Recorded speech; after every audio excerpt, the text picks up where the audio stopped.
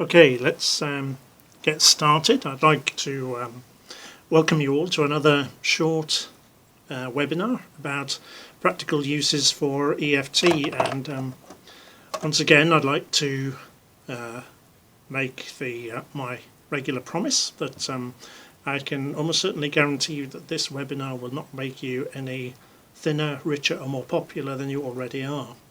However, I do hope it'll give you some useful information about how to handle a specific kind of limiting beliefs, and that particular kind of limiting belief is the kind that starts with the words "I can't," which is a very popular form of limiting belief. So let's get started. It's quite a well-known quote from Henry Ford: "If you think you can or you think you can't, you're right."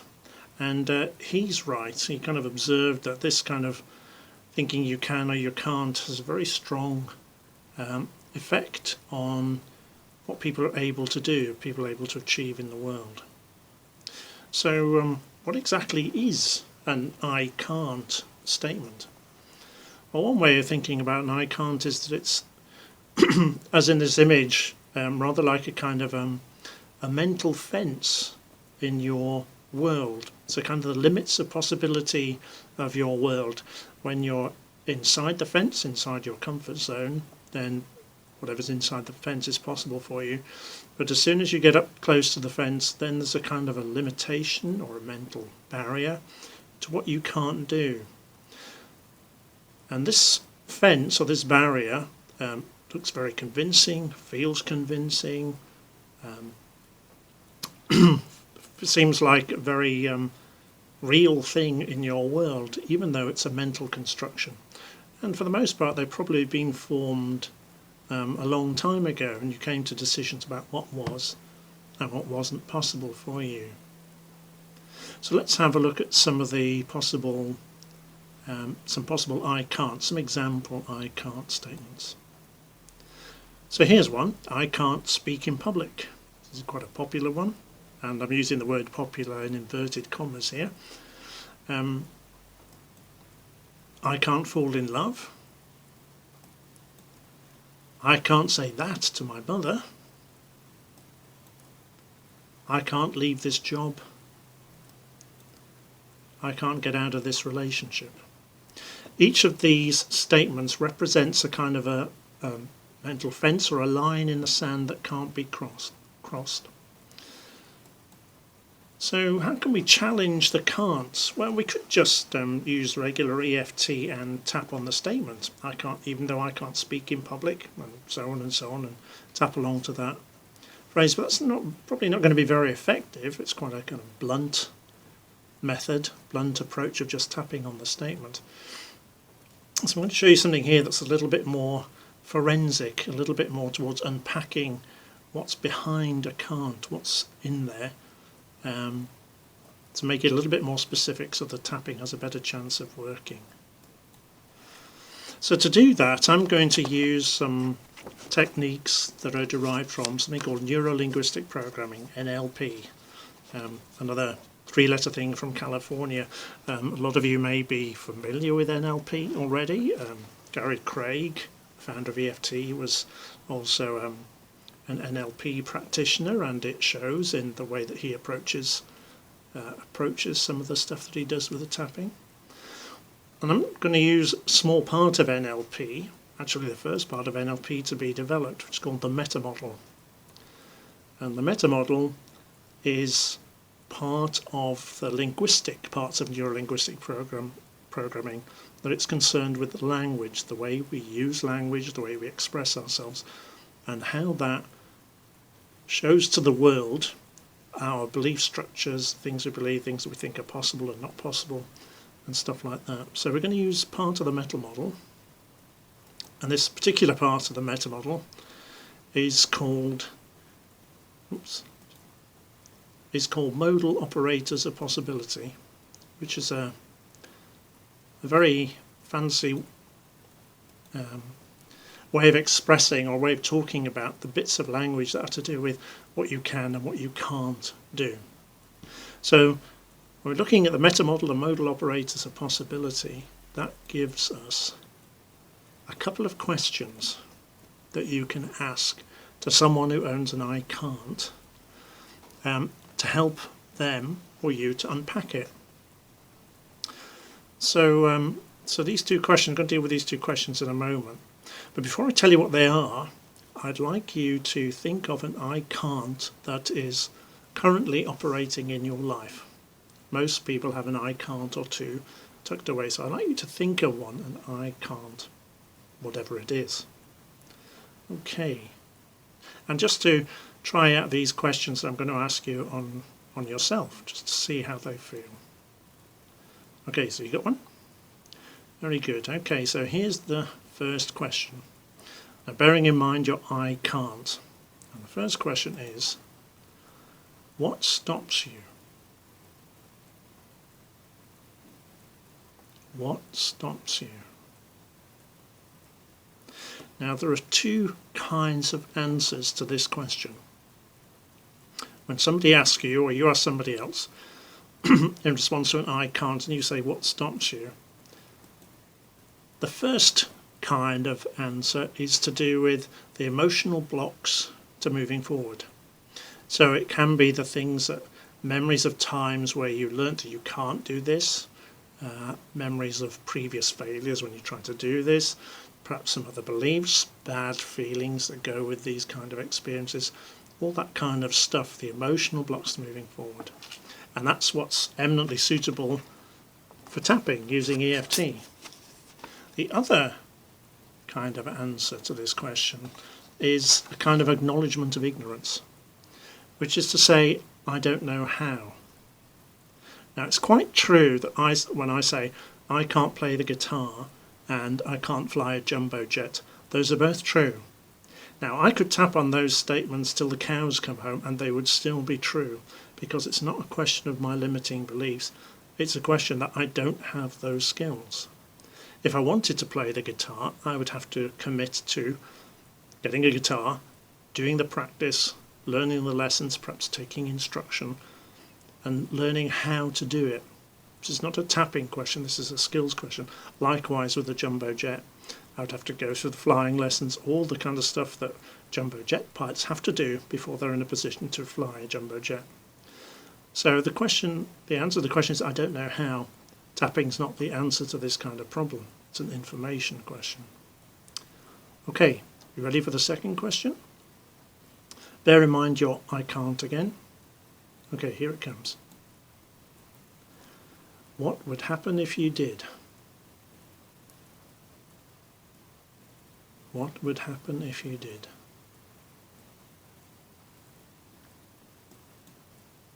And the answer to this question are the unintended consequences, usually unintended consequences of stepping beyond that limitation. For example, if I spoke in public, people might laugh at me. That's a potential consequence of speaking in public, an undesired consequence, unless of course you're a comedian. If I fell in love, then I might get hurt. If I left this job, then I might not find another one to go on to. So the second answer, what would happen if you did, to the I can't, is to project your mind into the undesirable consequences. Okay. Now these undesired consequences may be conscious, you might know exactly what the undesired consequences, or it might be unconscious. But at some point there's some kind of limitation, some sort of bad result of actually stepping beyond the link and the limit, beyond this kind of mental fence. I just want to take a little diversion for the benefit of people who use EFT professionally. It won't take just a moment. And this is to do, it's a question of time. So if we're in the now, and you say, I can't speak in public, and you say, what stops you? That directs your attention to the past. What previous experiences, beliefs, ideas have you had in the past that stops you from doing this now? So those things would be treated in EFT terms with things like the movie technique, the tell a story technique. You'd be tapping on past disasters possibly. The what would happen if you did question points your attention to the future, and in the future it's all imaginings of the various different unpleasant scenarios that would come about. So for tapping, that would be tapping on the kind of the potential or the ideas or the anxieties of all things, rather different from tapping on things in the past. So these questions orient the person who's having the I can't experience in time, either to the past or the future. And so you'd adapt your techniques so the results would be different for the different questions. Okay. So, how do you add tapping to the mix? We've got the two questions. How can we add tapping to this process so we can have the power of the meta-model questions plus the tapping to process the answers, if you like? So I've got this as a 3-step process, okay? And the first step is unpacking the stoppers. So I called it Unpacking the Stoppers. This is working with the question, what stops you? The second one, Unpacking the What Ifs. This is kind of tapping on the answers to the second question. And the third one, which kind of steps outside the meta model for a moment, is the third step of rehearsing a better future. So I'm going to go through each of these in turn and give you the steps to work with. So, here's the first one, Unpacking the Stoppers. So this is a kind of way of tapping using the first meta-model question, and it starts the way most EFT tapping statements start, with a setup statement. So let's say it's the suggestion is that I can't speak in public. So it would be the standard thing, even though I can't speak in public, I accept myself and how I feel. And then karate chop spot again, even though I can't speak in public, I accept myself and how I feel. So it's the kind of the standard setup process, however you do that. So far, so straightforward. Okay. The next one is, now that you've done the setup, you're going to alternate statements. So the first statement on the eyebrow point is I can't, whatever the I can't is, I can't speak in public. And the side of the I is the question, what stops me? And then under the I can't speak in public, or whatever the I can't is. Under the nose, what stops me? And then continue the alternation. I can't do whatever it is, and what stops me? So this is tapping on those, on the round, tapping on the question, the what stops you question. Now it may be that the answers to the question, what stopped me, become conscious. Like a memory might be triggered, or some feeling might be triggered, or some other explanation that lets you know what stops you, what is actually doing the stopping.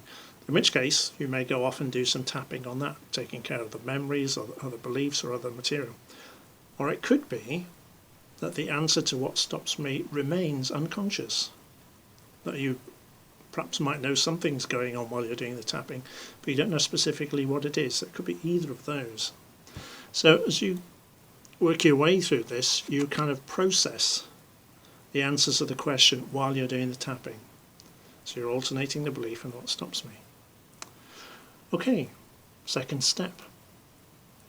Unpacking the what ifs. And here we're alternating the original statements, for example, I can't speak in public, with what would happen if you did. Then once again, next question, I can't speak in public, and alternating with what would happen if I did. So once again, we're kind of alternating through the statements and the what would happen if I did, which is the second meta-model question. And again, the answers to the question what would happen if I did may be conscious. So you may know what it is, what the anxiety is, and go to work on that. Or it may be unconscious, and you have the sense, once again, that tapping is working on something, but you might not know what it is. Okay, so that's the second part. So those are the two meta-model questions applied with the tapping. So here's the third bit, and this is where we deviate somewhat from the meta-model questions in taking it a step beyond, and that is to linguistically suggest to the person, suggest that the I can't no longer exists, and how life would play out if you weren't running that I can't, and to deal with those kind of things. So it would start off again with even though I can't speak in public, whatever it is, tap, tap, tap, tap. Then eyebrow point, I can't, whatever the limiting belief is. And then the second point is, and what if I could? Once again, I can't speak in public, and what if I could? And so on. So what we're doing here is we're repeating the limit, and then we're inviting the person's mind to go beyond having the limit. What would a world without this limitation be like? And to tap on the results of being in that world. So in a way we're kind of rehearsing the future in which this belief is not a problem. And once again, this may or may not be conscious, it may or may not take a few rounds, but it kind of takes you beyond the limitation into a new future and helps you kind of get more accustomed to take care of some of the limitations, the tail enders of being in that new situation where the I can't doesn't affect. So I'm going to give you a little bit of an example of this and how this works out in practice. So a friend of mine had was needing to make an important phone call and had been putting it off quite some time. He wanted to make it, he needed to make it, but he couldn't quite bring himself to make it. I can't make the phone call. So I asked him to say, I can't make this phone call out loud, and give it a score, 0 to 10, where 0 is just a bunch of words, 10 is as true as it could be. And he said it was an 8. So we tapped on the setup statement. Even though I can't make this phone call, I accept myself and how I feel. Did that 3 times. And then for the first round of tapping, I just asked him to tap on each of the points using the words, what stops me from making this phone call, as a reminder phrase. This was the earlier version of this where I didn't include the limitation and the what stops me. So he just did a round on the what stops me from making the phone call. And as he was doing this, it was obvious that some kind of thoughts and feelings and stuff was going on. You could see by his face that something was being processed. And then for the second round of tapping, I asked him to tap on the points using what would happen if I did make this phone call as a reminder phrase. And he did this. This seemed to more or less processing. He did this more easily. And then for the third round of tapping, I asked him to tap on what if I could make this phone call as a reminder phrase, and he did a full round of tapping very straightforwardly. So I asked him to score the belief, I can't make this phone call, from 0 to 10, and he said it was now a 2. So I asked him about when you were tapping the what stops me making this phone call round of tapping, something seems to be going on, and he said that it was like he had a kaleidoscope of thoughts, feelings and memories in response to that question. So I asked him to do one more round of tapping on what stops me making this call. So he did that, and then I asked him to say, I can't make this phone call again. And he said that there was no longer any kind of charge on it, and in fact the sentence didn't make much sense, really. Kind of like it was just a nonsensical statement. And shortly after that he went along and just made the phone call without any difficulties at all. So you notice there's no kind of deep introspection, didn't do any kind of conscious work on his issues with making phone calls. It was just doing the tapping, using these questions, and that was sufficient to unpack what was going on. Okay, so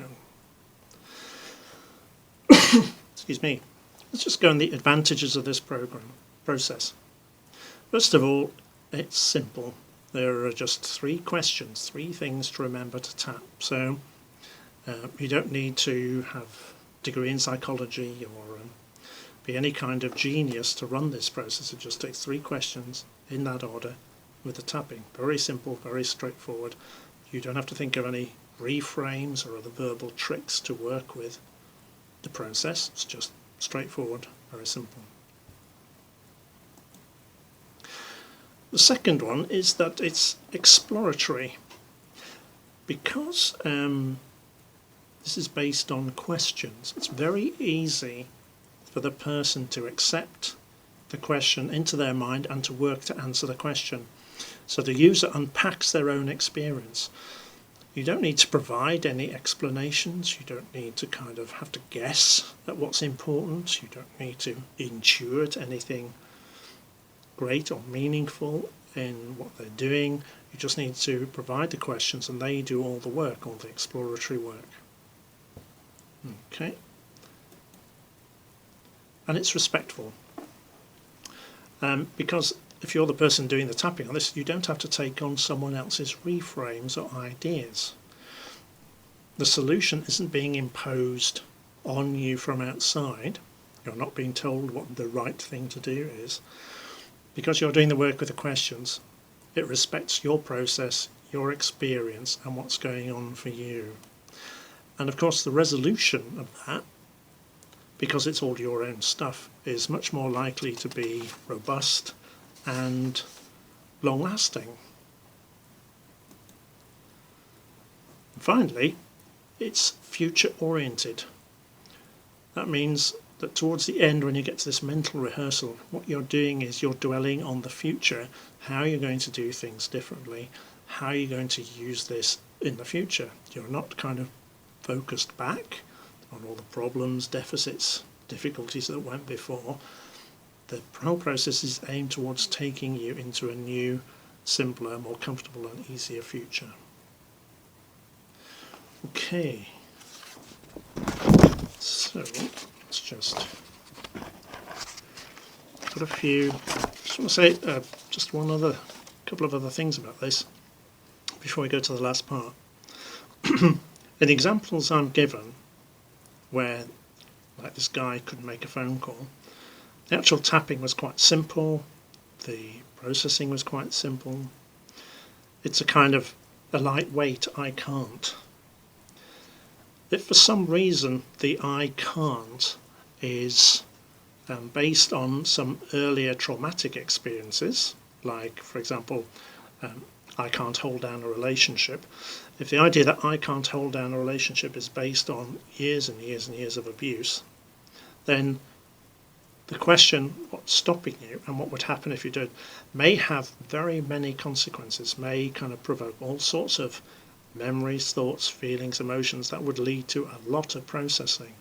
So although this process is very simple and often gives quick results, what it can also do is to track into someone's deeper experience, which may be quite challenging and which may require a lot of tapping and other stuff to help undo this kind of the blockages to do with I can't do this or whatever. So it's not quite as, whilst it may be simple, it may also trigger off some quite deep stuff, and if you're using it, it's worth being aware of that possibility. Okay, so last few bits. Here are a couple of practice suggestions for you. The first one, which is quite simple and modest, is to make a note of every time you think or say I can't, whatever it is. And then, once you've made a note, to process each of those can'ts. Every time you hear yourself think or say I can't do this, I can't do that, use this process to work on those can'ts. This thing I can't is so common and so everywhere, can't think of the right word for that, so ubiquitous, that it's easy to miss. And once you start tuning your ear into hearing people say I can't, or hearing yourself say I can't, and you begin to notice that these blocks or limitations, these boundary markers to what's possible for us, are kind of all over the place. And it's helpful to make a note of them, to write them down, because that gives you something to work on later. And in my experience, at least certainly for me, if I don't write them down, then I tend to forget about them. These things have a tendency to slip out of consciousness. So that's the first one. make a note of your own, and then to process the can'ts. The next practice suggestion is for tuning your ears to when other people say I can't. So when someone else says I can't, such and such and so and so, and it's appropriate, which is to say you have a good relationship with them, you might like to ask them what stops you, or what would happen if you did. Now there's a way to asking these questions, and the tone and the intent behind them needs to be kind of interested, benign curiosity. What stops you? What would happen if you did? Not inquisitorial, what stops you? Or, what would happen if you did? But a kind of very gentle inquiry into someone's experience. Once you can start pushing against or querying somebody's mental limits, it can stress the rapport between you. So this is the kind of thing that needs to be done with a certain amount of gentleness, and just to pay attention to what people say. You can learn a lot about what goes on for people, the kind of things that stop them or they're afraid of happening, that will help you become more intuitive to them, and also aware of processes in you. You may kind of recognize yourself in what they're saying, what their experiences are. So at about 26 minutes, I think I've probably just about come to the end of what I wanted to say about this. As I said at the beginning, it would be a short webinar for this particular one. I hope you found it useful. I hope the ideas serve you well, and you have a chance to practice them and make use of them, either for yourself or if you're working with other people. I'd be very interested to hear about your experience. If you want to email me, it's very simple. You can just email me at andy@practicalwellbeing.co.uk.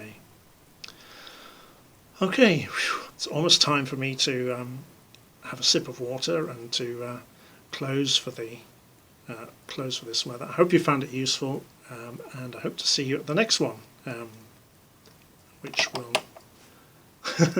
That's a question from Michaela. Yes, I'm hoping there'll be a replay too, because with a bit of luck this one will record unlike the previous one, and in fact I'm actually double recording it to make sure, so there will be a replay, Michaela. So hopefully, fingers crossed, touching wood as I'm doing now, within a within a couple of minutes we'll know, and if it's hasn't worked again, I shall have to do some editing, and but I will get the word out, I promise. Okay, so I hope to see you next time, and I hope you find this useful, and look forward to being with you on another webinar. So take care and happy tapping. Thanks now. Bye-bye.